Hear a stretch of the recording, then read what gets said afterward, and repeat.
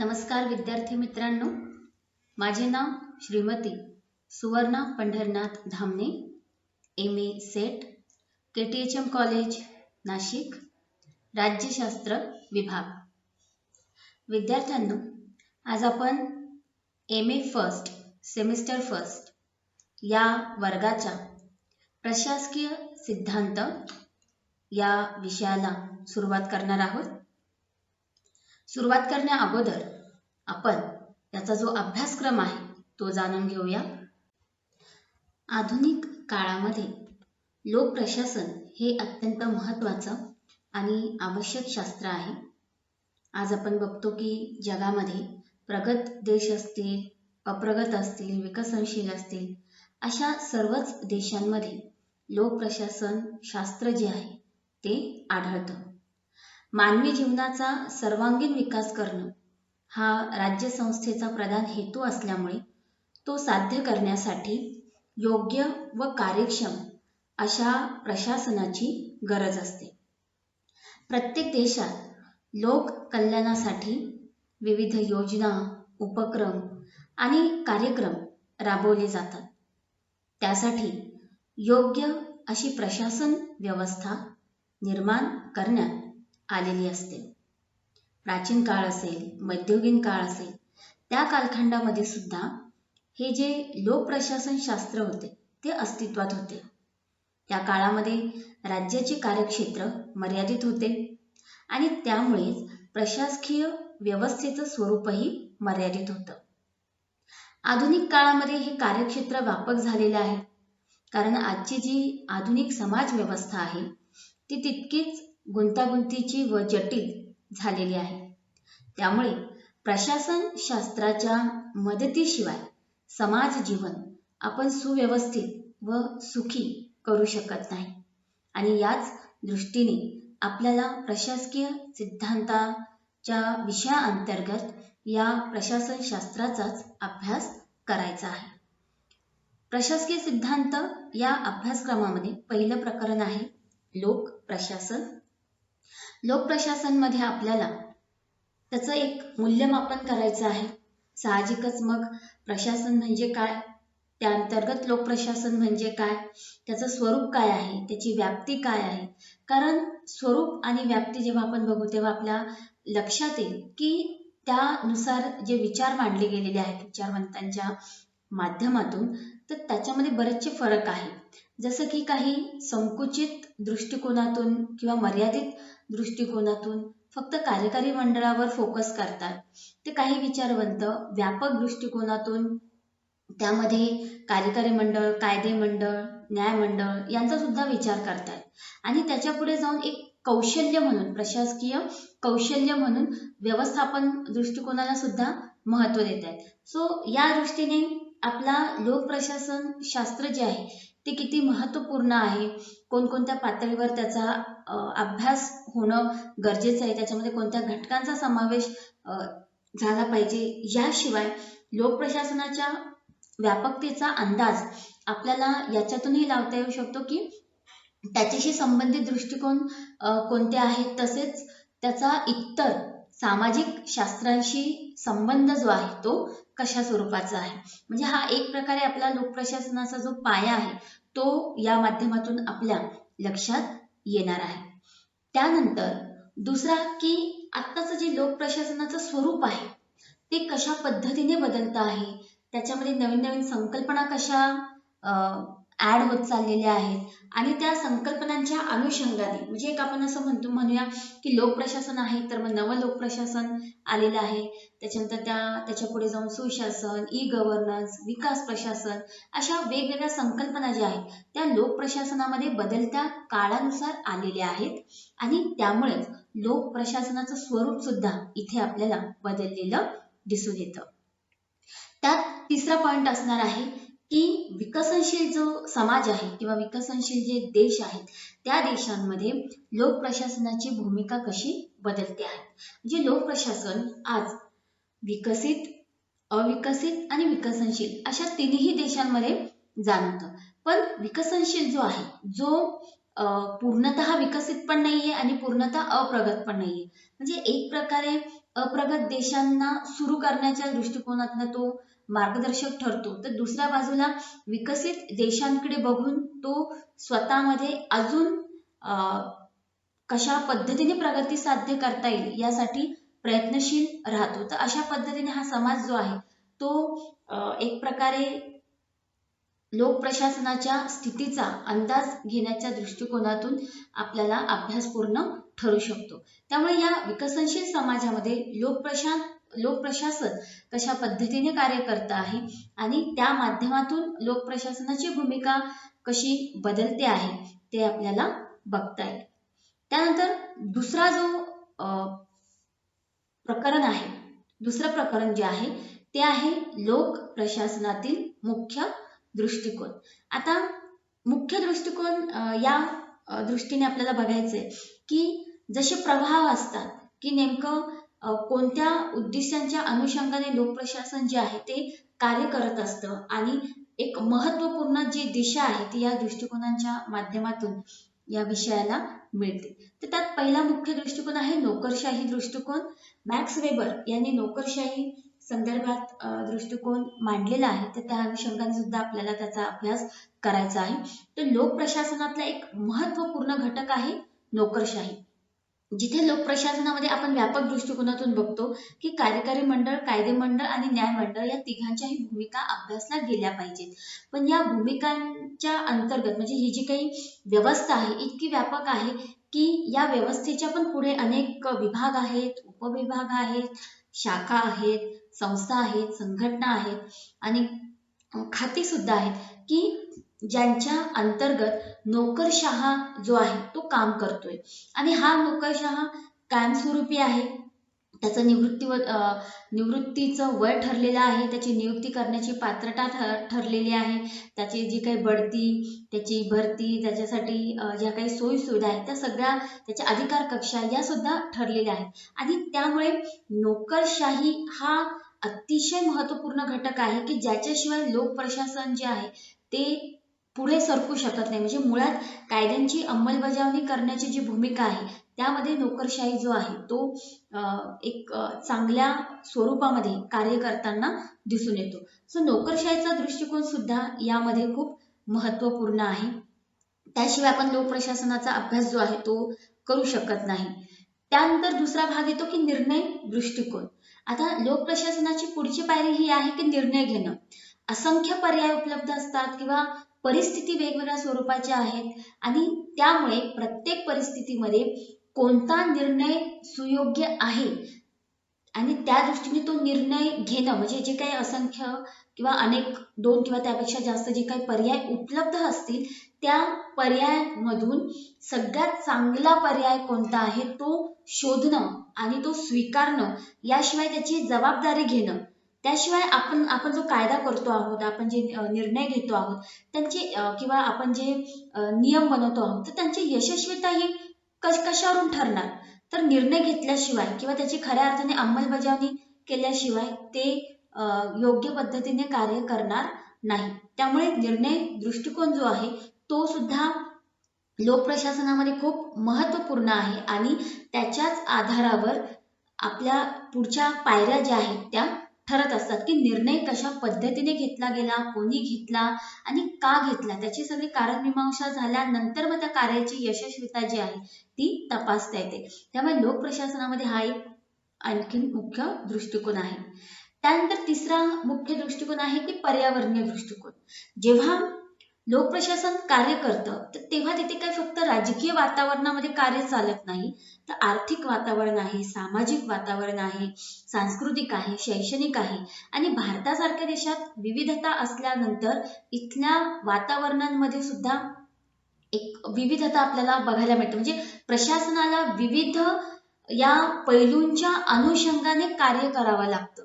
त्यामुळे लोकप्रशासनाला फक्त कायदा बनवणं किंवा निर्णय घेणं आणि त्याची अंमलबजावणी करणं एवढ्यापुरतं ते मर्यादित राहत नाही, तर समाजातल्या ज्या विविध समस्या आहेत त्या सोडवण्यासाठी सुद्धा कोणत्या मार्गाचा अवलंब केला गेला पाहिजे किंवा जे आपल्या सभोवतालचं वातावरण आहे त्याच्याशी कशा पद्धतीने डील केलं गेलं पाहिजे, तर त्या दृष्टीने हा पर्यावरणीय दृष्टिकोन जो आहे तो महत्त्वपूर्ण आहे आणि त्यामुळे लोकप्रशासनातल्या या तिन्ही दृष्टिकोनांच्या अनुषंगाने आपल्याला प्रशासकीय सिद्धांतामध्ये अभ्यास जो आहे तो करायचा आहे, कारण हे तिन्ही दृष्टिकोन महत्त्वपूर्ण घटक आहेत लोकप्रशासनातले, ज्याच्या माध्यमातून त्या विषयाला एक प्रकारे दिशा मिळते आणि लोकप्रशासन कार्य करताना कशा पद्धतीच्या वातावरणामध्ये कार्य करते, कसे कार्य करते आणि कोणाच्या माध्यमातून ते कार्य केलं जातं याचाही आपल्याला अंदाज घेता येईल.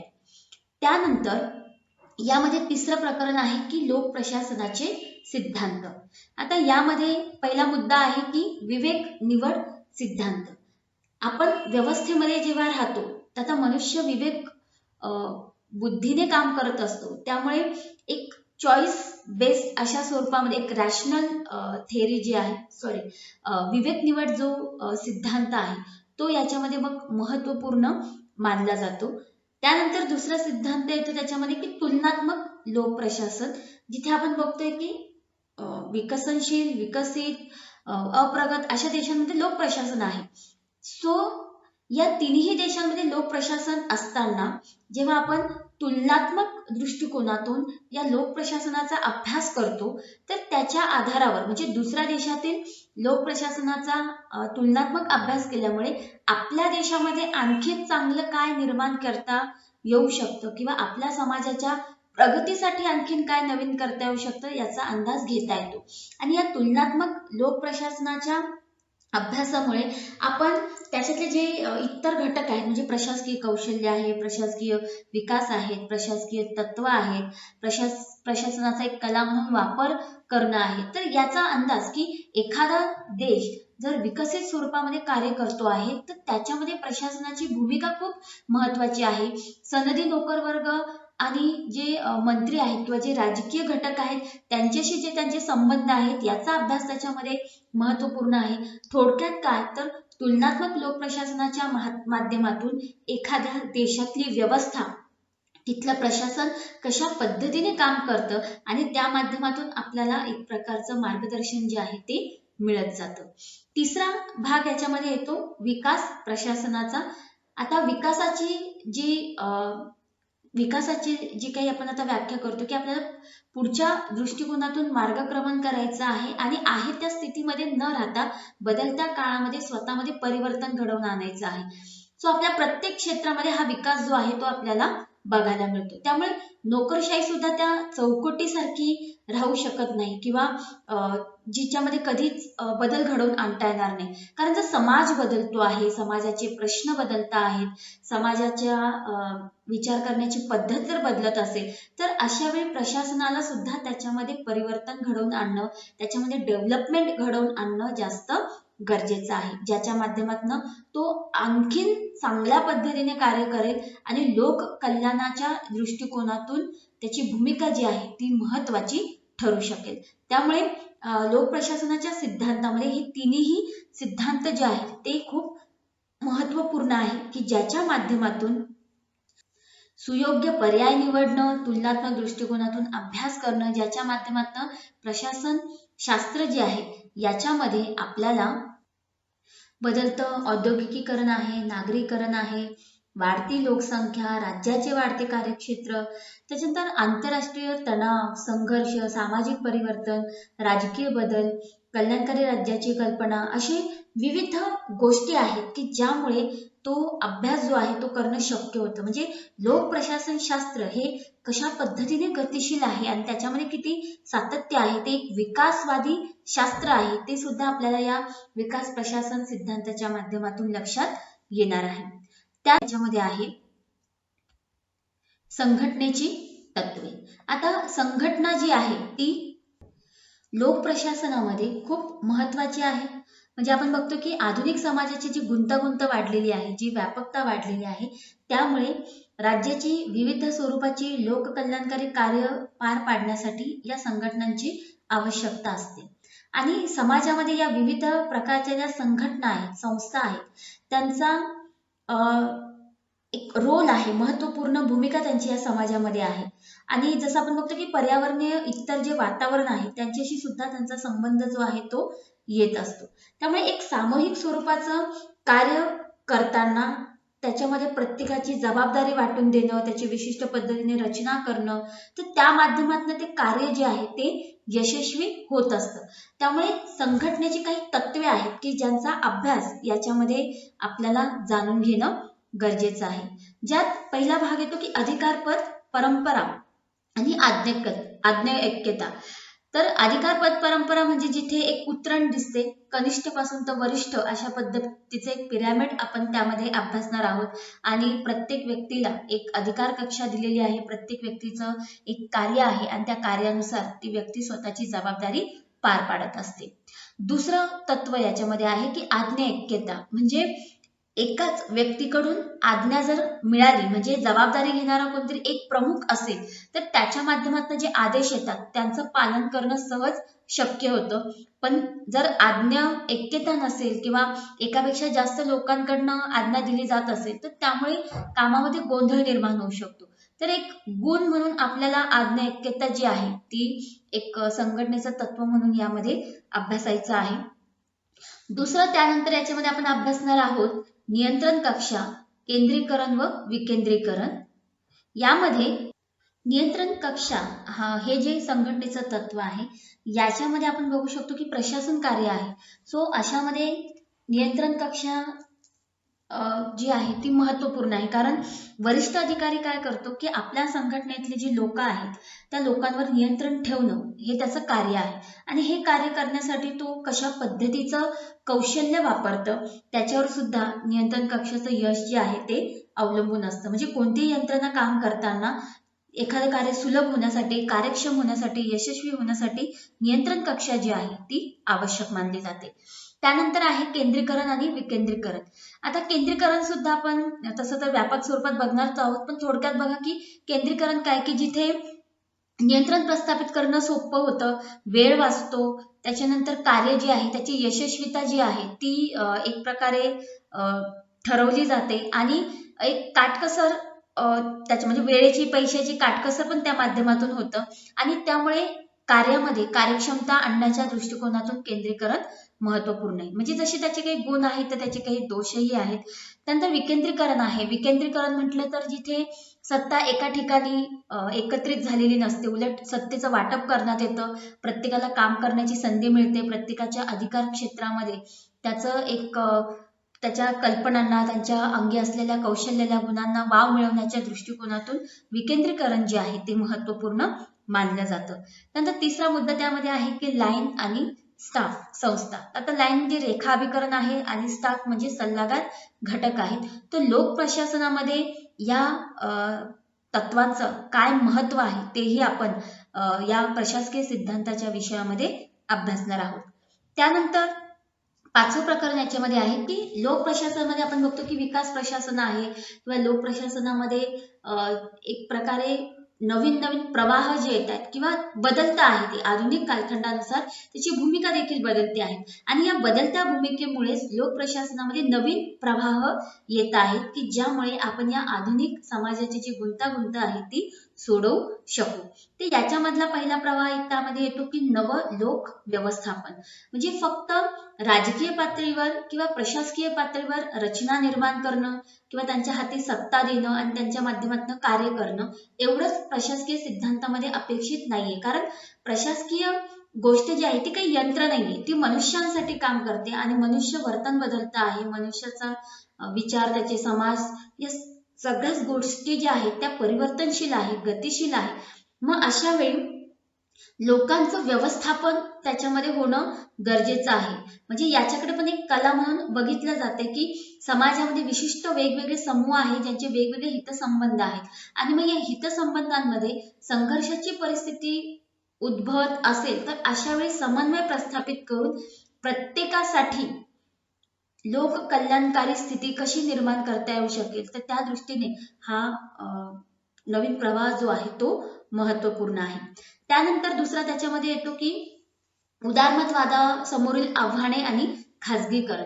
आता जसं आपण विकेंद्रीकरणामध्ये बघितलं की सत्तेचं वाटप होतं, प्रत्येकाला संधी मिळते, मात्र बऱ्याचदा आपल्या व्यवस्थेमध्ये एक जे म्हणतो वरिष्ठ अधिकाऱ्यांच्या नियंत्रणाखाली राहून काम करणं किंवा जो काही आदेश आलेला आहे किंवा जे काही नियम आहेत त्या नियमांना फॉलो करणं, म्हणजे ती चौकट न मोडता काम करणं. मग त्याच्यामुळे काय होतं की बऱ्याचदा काम करण्याची खूप इच्छा असताना सुद्धा आपण त्या नियमांना किंवा चौकटींना मोडू शकत नसल्यामुळे आपल्याला आपल्या व्यक्तिवादाचा कुठेतरी संकोच होतो आणि त्यामुळे एक आव्हान म्हणून सुद्धा आपल्याला या प्रशासकीय सिद्धांतामध्ये या समस्येचा अभ्यास करायचा आहे. दुसऱ्या बाजूला आहे खाजगीकरण. तर खाजगीकरणाच्या अनुषंगाने आपण सार्वजनिक धोरण जर बघितलं तर त्याच्यामध्ये आपले सार्वजनिक हित साध्य करण्यासाठी आपण खाजगीकरणाशी एक प्रकारे आता संलग्न होण्याचा प्रयत्न करतो आहोत, त्यांच्याशी जुळवून घेण्याचा प्रयत्न करतो आहोत, त्यांच्या सोबतीने काम करणं किंवा व्यवस्थेमध्येच खाजगीकरण आणण्याचा भाग जो आहे तो आता सध्या सुरू झालेला आहे. तर त्याचाही अभ्यास आपण यामध्ये करणार आहोत. त्यानंतर शेवटचं प्रकरण आहे प्रशासन. यामध्ये आपल्याला प्रशासकीय भ्रष्टाचाराची जी समस्या आहे ती अभ्यासायची आहे आणि त्या दृष्टिकोनातून कशा पद्धतीने रचना निर्माण झालेल्या आहेत, अशी व्यवस्था निर्माण केलेली आहे की या प्रशासकीय भ्रष्टाचाराशी आपण संघर्ष करू शकू. आणि त्याच्यामध्ये महत्त्वपूर्ण असणार आहे ॲम्बुड्समन याची एक महत्व की नेमकं याला काय म्हणतात आणि प्रशासकीय भ्रष्टाचाराला दूर ठेवण्याच्या दृष्टिकोनातून ही संकल्पना खूप महत्त्वाची आहे. आणि त्याच्याच पातळीवर भारतामध्ये लोकपाल आणि लोकायुक्त या रचनेची एक प्रकारे मागणी होताना दिसून येते आणि त्या दृष्टिकोनातून भारताची काय भूमिका आहे, भारताने काय पावलं उचललेली आहेत त्याचाही आपण आढावा घेणार आहोत. तर अशा स्वरूपामध्ये प्रशासकीय सिद्धांत या विषयाचा हा सिलेबस आज आपण बघितला. धन्यवाद.